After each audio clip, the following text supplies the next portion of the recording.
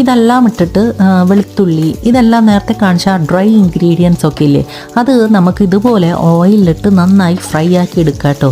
എന്നിട്ട് ഫ്ലേവറിന് വേണ്ടി കുറച്ച് കറിവേപ്പിലയും പച്ചമുളകും ഇതെല്ലാം ഇട്ട് ഇതേപോലെ ഫ്രൈ ആക്കി എടുക്കണം. ലാസ്റ്റ് നമുക്ക് തക്കാളി ആഡ് ചെയ്യാം. അത് കഴിഞ്ഞ് നന്നായി വാടി വരുമ്പോൾ നമുക്കിതിനെ ഇതുപോലെ മിക്സർ ഗ്രൈൻഡറിലിട്ടിട്ട് നന്നായി അരച്ചെടുക്കാം.